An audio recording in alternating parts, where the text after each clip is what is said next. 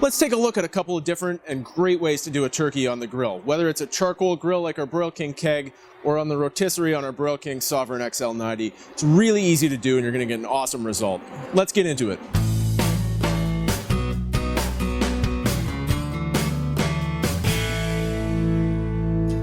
Now you might notice we have two different turkeys here. One I'm going to do on the charcoal grill, one on the gas grill on the rotisserie. So it's two different ways to get to the same result. What I've done already that you guys don't necessarily need to see is I've removed the neck, the giblets, and so on from the turkey.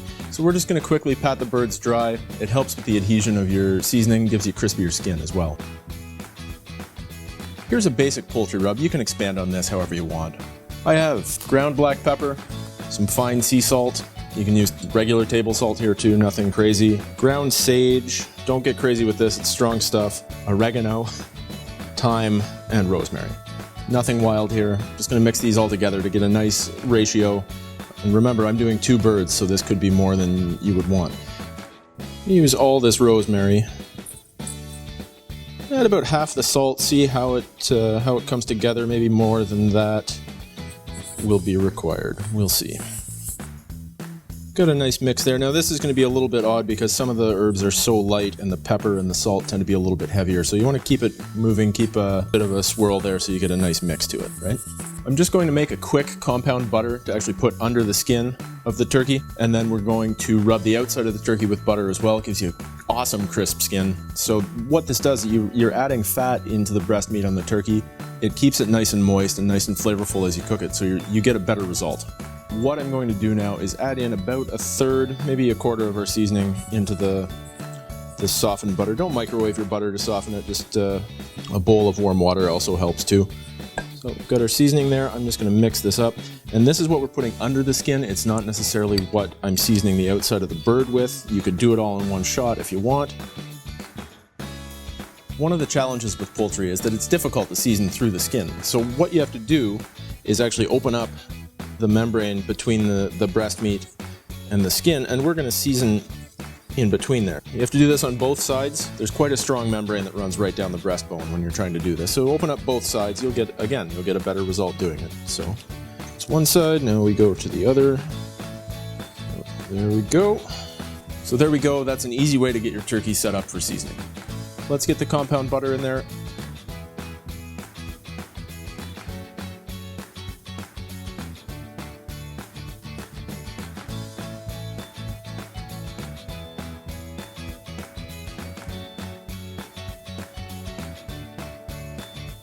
We've got the compound butter under the skin. You can actually see it happening under here. You want a nice distribution. It's not the easiest thing in the world to get a good distribution there, but you can move it around from the outside too, and you can see how that works out. Once you have the butter inside the turkey, then you can butter the outside of it. We'll add the seasoning after that.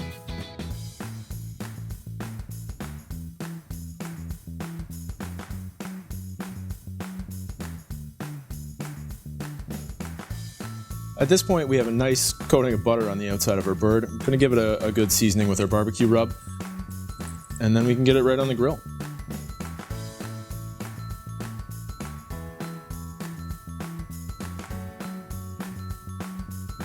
Another way you can infuse flavor into your turkey, aside from the rub that we've used both under the skin and on the skin, is with something like this, a fresh herb bundle. I've made this up with rosemary, thyme, and oregano. And I'm going to, in the charcoal grill, I'm actually going to hang this below the cooking grid. As that heats, you get that essence of these herbs into the turkey, into the smoke as it's happening in the charcoal grill. Great way to do it. You can do that on a gas grill too. You'd want to use wood chips or something for a nice fuel source. So it's worth a shot. Give it a try, guys. Okay, we have our bird ready to go. I have my fresh herb bundle. Let's take it to the grill.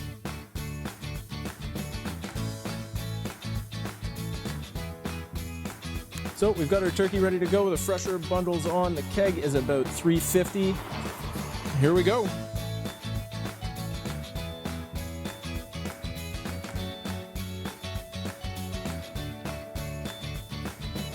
Okay, we have our second turkey ready to go here. This one we're going to put on the rotisserie for the gas grill. So a little bit different setup. The technique, the recipe, the prep is all the same, but it's a little bit different setup than what we did with the one for the keg. So here we go. I'm going to tuck the legs back into the piece of skin here to retain the legs. Then we have to get the wings tied in place. A good measure of butcher's string. You want to unspool your string when your hands are still reasonably clean, so you can actually reuse the string later on. Moving on.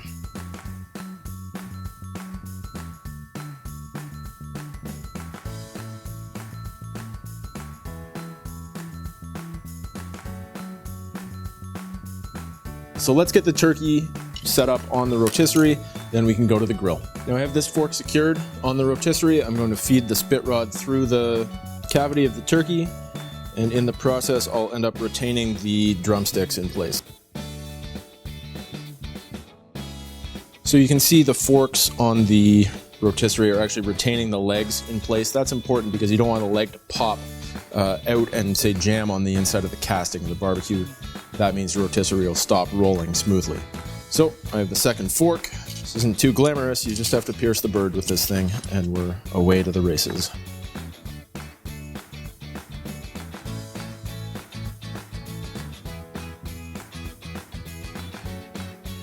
So we keep using the drip pan at this point. It's going to keep everything nice and clean, and now we'll go to the grill. Here we are. Okay, we're outside. We have our turkey on the spit. We're ready to go. The grill is preheated to just above 400 degrees. Once the turkey goes on, that'll drop to about 375 or so, and we can stabilize it there. One thing I've done is set up my drip pan already. That's going to keep my barbecue nice and clean while it's cooking. I will add liquid there, apple juice, water, cranberry, wine, whatever you like to flavor the turkey. And I have our Broil King smoker box with apple wood chips. Those wood chips I soak for about half an hour, and you can see there's just a hint of smoke coming out of there. The other thing that's neat about this, and I'm not going to touch it because it's going to be really hot, but that tab actually slides back and forth, so you get a shutter effect happening. You can control how much smoke you're getting in your food. To get the rotisserie onto the grill, simple as it sounds, pick the bird up and get it right in there. Have our rear rotisserie burner on. We have some smoke happening on our smoker box. Our rotisserie's on, it's rolling nicely. We can make sure our temperature is normalized, check on it a couple of times, and we'll come back.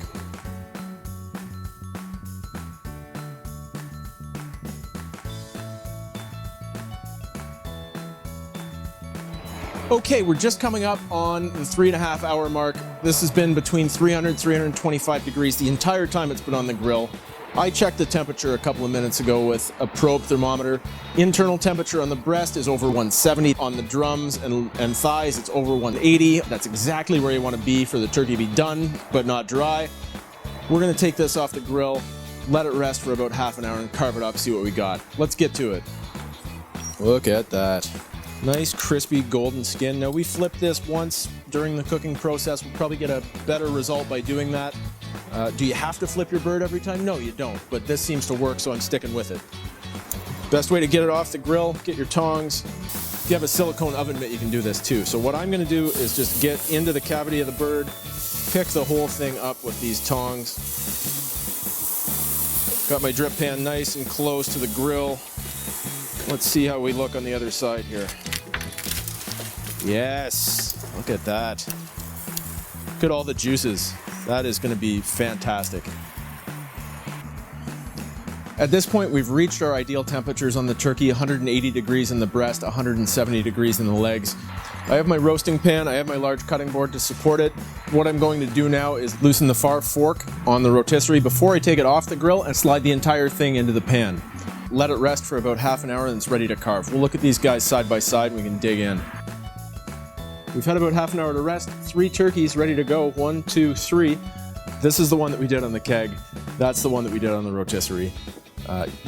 Looking at them, not a huge difference between the two. The one thing you may pick up a bit differently is smoke flavor. Because this was done on the charcoal in the keg, you're gonna have a stronger, just general smoke sort of taste. The one that we did on the rotisserie, we used our Broil King smoker box with applewood chips in it. So 2 different versions of the same execution, kind of like we talked about from the beginning. What we're gonna do at this point is take the turkey, put it on the cutting board, we can carve it up, and then we get to eat. Let's do it. Once you get your turkey carved up, pair it with some fantastic side dishes, bring in your guests, and enjoy.